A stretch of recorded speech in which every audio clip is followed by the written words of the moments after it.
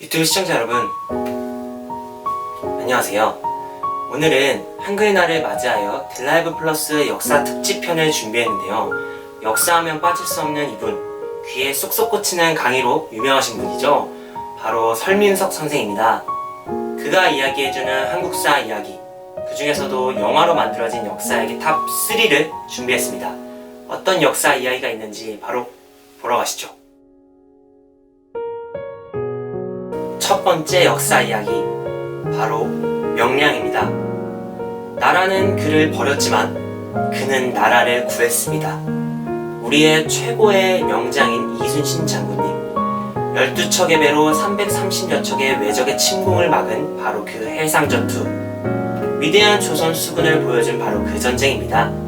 그럼 설민석 선생의 명강의를 들어보러 가실까요?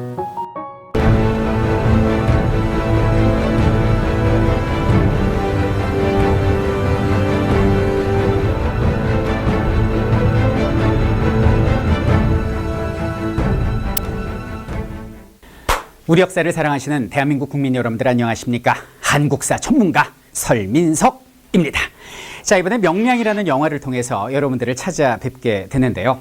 이순신 장군님의 전투가 굉장히 많습니다. 그런데 왜 하필이면 김한민 감독은 포커스를 명량에 맞춘 것일까요? 그것은 그 전에 있었던 이순신 장군의 전투 스타일을 보면 이해가 됩니다. 자, 여길 보시죠. 자, 전쟁 초반에 이순신의 연전연승 기록이 되겠습니다. 옥포의 전, 합포, 적진포, 사천, 당포, 당항포, 율포, 한산도, 안골포, 그리고 부산포까지 연전연승을 하는데요. 이순신 장군의 전투 스타일은 뭐냐? 우세한 전력을 가지고 방심하고 있는 소수의 적을 기습하는 형태가 이순신 장군의 전투 스타일이었습니다. 이길 수 있는 전투를 했다는 얘기죠. 손자병법에 보면 이런 말이 나옵니다.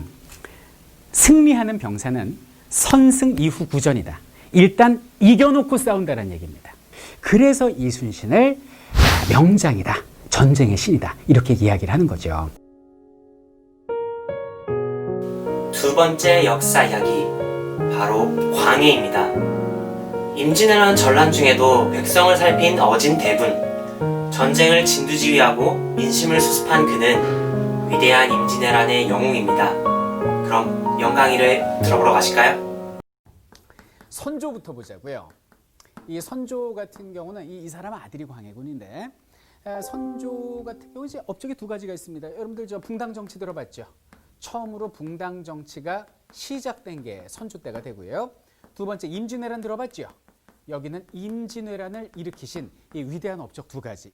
자, 근데 여기는 선조 같은 경우는 이제 그 정실 부인이 있었습니다. 중전이죠. 중전이 있었다. 의인 왕후라고 있었어요.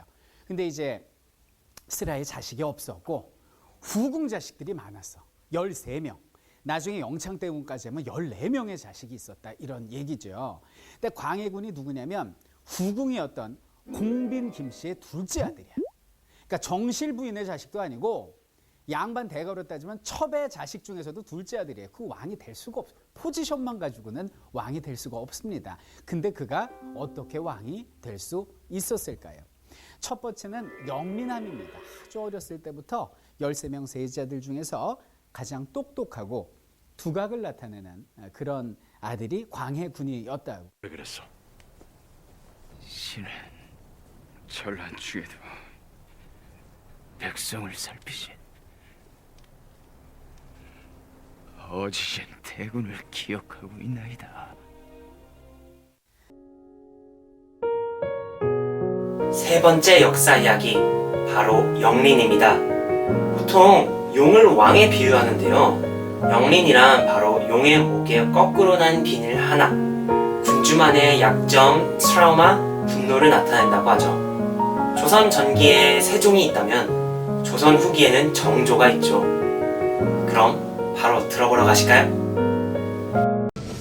자, 정조 같은 경우는 뭐 조선 후기를 빛낸 대표적인 임금으로 알고 있는데요. 그에게는 정말 가슴 아픈 비극적인 가정사가 있습니다. 정치적으로도 엄청난 소용돌이를 헤쳐나가야만 했거든요. 자, 이 영화 같은 경우는 정조가 즉위하고 1년 뒤에 그가 거처하는 존현각이라는 건물에 자객이 암살조가 들어온 실화를 다루고 있습니다. 그날 하루 동안의 일을 다루고 있는데요. 조선왕조 500년 동안 27명의 왕이 있었지만 왕의 침전까지 암살조가 쳐들어온 거는 이거는 뭐 정조 외에 전무후무한 사건이거든요. 자, 어떻게 해서 이런 일어날 수 없는 황망한 일이 벌어질 수밖에 없었는지 그 역사적 배경 하나하나 살펴보도록 하겠습니다. 자, 왕으로 등극했습니다. 자, 동서남북 온통 다 자기의 반대 세력입니다. 이런 상황에서 취임식 날 취임사에서 이렇게 얘기를 합니다. 과인은 사도세자의 아들이다. 나는 사도세자의 아들이다 이렇게 얘기를 합니다. 아니 효장세자의 아들로 입적이 돼서 왕이 된 사람이 사도세자의 아들이라뇨. 이 얘기는 뭡니까? 노련 세력과 정면전을 펼칩니다. 우리 아버지 죽인 놈들, 나 왕 되는데 방해한 놈들, 내가 철퇴를 내리겠다는 그런 얘기를 담고 있는 거죠. 이렇게 한글날 특집으로 설민석 선생의 역사 이야기를 듣고 오셨는데요. 여러분은 어떠셨나요? 지금 딜라이브 플러스 OTT에서 설민석 선생의 한국사 이야기를 무료로 마음껏 시청하고 즐겨보세요.